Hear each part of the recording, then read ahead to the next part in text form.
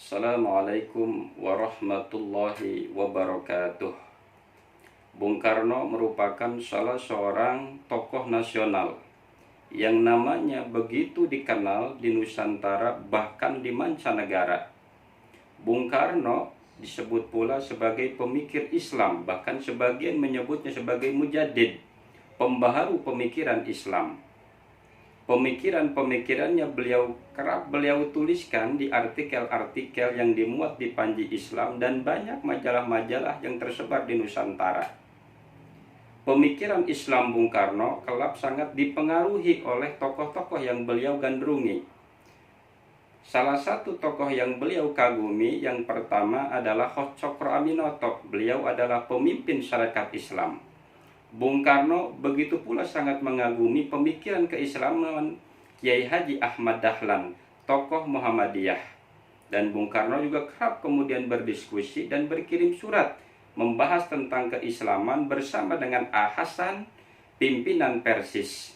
Lebih dari itu, Bung Karno juga merupakan seorang tokoh yang kutu buku, sangat mencintai buku-buku. Beliau begitu banyak membaca buku. Ada 3 kunci pemikiran Islam Bung Karno. Yang pertama, menurut Bung Karno, agama Islam adalah agama yang mengajarkan persamaan derajat. Islam tidak mengenal kasta. Orang-orang Eropa dulu menganggap bahwa kasta terbaik, ras terbaik adalah ras Arya. Di luar itu semuanya adalah rendahan. Maka ketika Christopher Columbus masuk ke Tanjung Harapan di Afrika, melihat orang-orang hitam ini menganggap sebagai ras budak.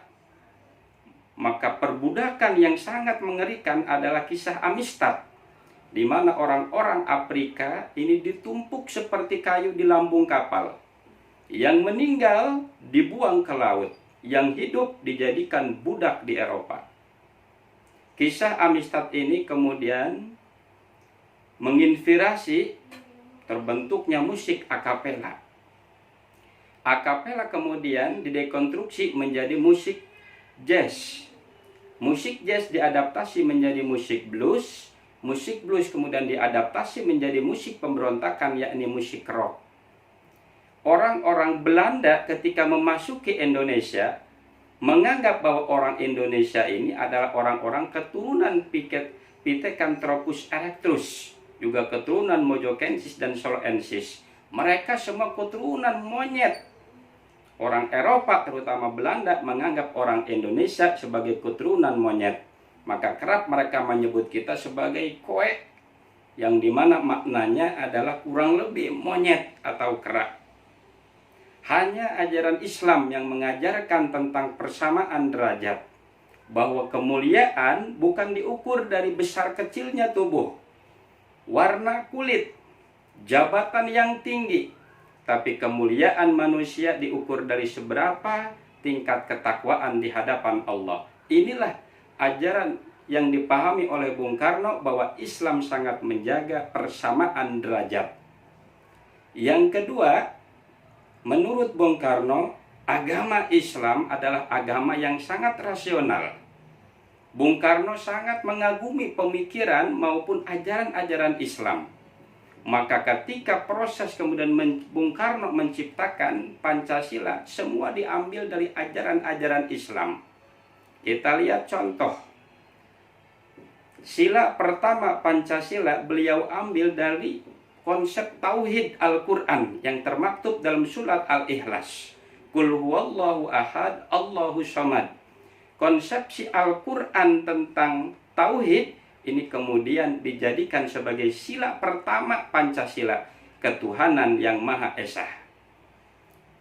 Yang ketiga, agama Islam menurut Bung Karno adalah agama yang progresif, agama yang berkemajuan, memandang jauh ke depan.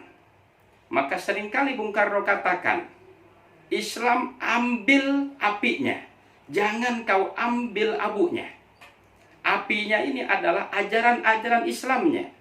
Abunya ini dicontohkan oleh Bung Karno seperti jubah unta, itu abunya, jangan kau ambil. Begitu pula Bung Karno mengkritik konsepsi tentang negara khilafah. Bagi Bung Karno, khilafah ini adalah konsepsi usang yang sudah tidak relevan di zaman modern. Bagi Bung Karno, salah satu ajaran yang menjadi kemandekan umat Islam adalah taklid, yang dimana umat Islam hanya mengikuti seperti bebek, tidak pernah tahu dasar. Maka Bung Karno mengajarkan dan mengajak umat Islam untuk berijtihad, untuk menemukan terus berinovasi tentang ajaran-ajaran Islam. Saudara-saudara, pemikiran-pemikiran Bung Karno tentang Islam boleh kita sepakat, boleh juga kita kemudian tidak sepakat. Namun bagaimanapun, pemikiran Islam Bung Karno merupakan kekayaan hazanah pemikiran Islam yang harus kita apresiasi. Mengakhiri pembicaraan ini, ada sebuah anekdot menarik. Presiden pertama Indonesia adalah presiden yang sangat digandrungi oleh perempuan.